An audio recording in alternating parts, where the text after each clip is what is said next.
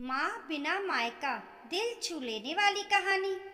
शालू माँ के गुजर जाने के बाद मायके आती है। तब एकदम चौंकते हुए भाभी अंजलि बोलती हैं, अरे दीदी, आप अचानक आ गई। तब शालू ने कहा, भाभी, मैं क्या यहाँ बिना बताए नहीं आ सकती हूँ? मेरा भी घर है। दीदी, आप कितनी बड़ी गलतफहमी में जी रही हैं। अब मम्मी नहीं रही, जो अभी भी आप अपना अधिकार जता रही हो। ये अब आपका घर नहीं रहा। मैं इसलिए पूछ रही हूँ, अगर मैं ना मिलती तो आप परेशान हो जाती। फिर सालू ने कहा, भाभी, मुझे माँ की बहुत याद आ रही थी। भाभी कहने लगी, अरे दीदी, यहाँ याद करो या अपने घर में? अब मम्मी तो है नहीं। मेरा मतलब एक ना एक दिन सबको जाना ही होता है। वो चली गई। खैर, देखो भाभी, माँ के बिना ये घर कितना सूना हो गया है। पहले मैं यहाँ आती तो कितना अच्छा लगता था। तब अंजलि भाभी कहती हैं, नहीं तो मुझे नहीं लगता कि घर सूना हो गया है। जाने वाले को तो नहीं रोक सकते। एक ना एक दिन सबको इस दुनिया से जाना होता है। बस केवल यादें ही रह जाती हैं। अच्छे कर्म करो तो सबके दिल में बसे रहते हैं।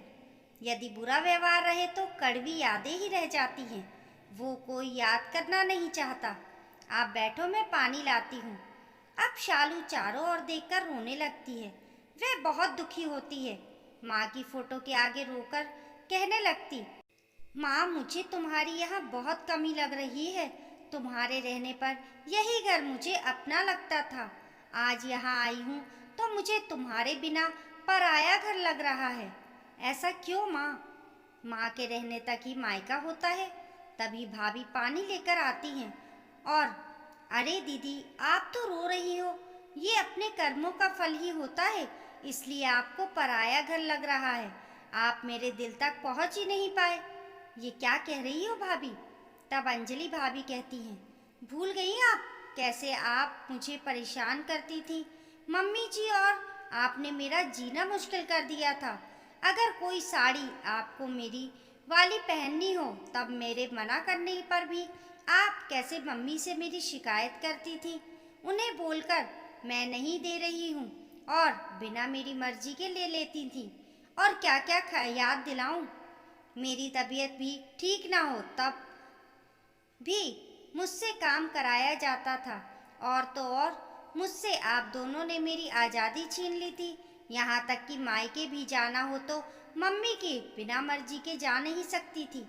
दीदी, आपने और मम्मी ने जो दर्द दिया है वो मेरे लिए नासूर के समान है। उन्हें चाहकर भी नहीं भूल सकती। भाभी, ये सब कुछ क्या कह रही हो? आपको इतना दर्द तकलीफ थी मुझसे और मम्मी से। हाँ हाँ दीदी, ये दर्द एक न एक दिन तो झलकना ही था। वैसे आप यहाँ कब तक रहोगी? मैं अनचाहे रिश्ते को मैं दिल से नहीं निभा सकती। तब शालू को अपनी कही बातें याद आने लगी। वो समझ गई कि यहाँ मेरी कोई जगह नहीं है।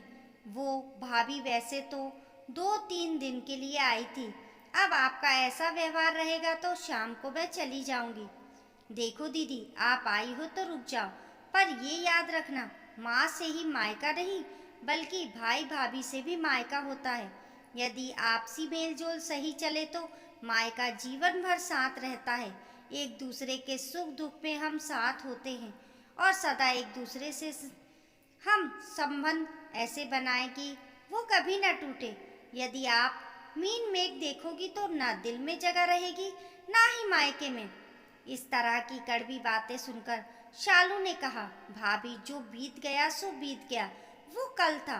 कड़वी बातें भूलकर हम नई शुरुआत आज करते हैं। आने वाले कल के लिए मुझे मायका चाहिए ताकि मैं आपके दिल में जगह बना सकूं। मुझे माफ़ कर दो भाभी, मैं अब ऐसा दुर्व्यवहार नहीं करूंगी। मेरी शिकायत करने की आदत आपको दुखी कर देती है। मुझे एक सबक मिल गया कि आदतें अच्छी हों तो रिश्ते कभी नहीं टूटते हैं।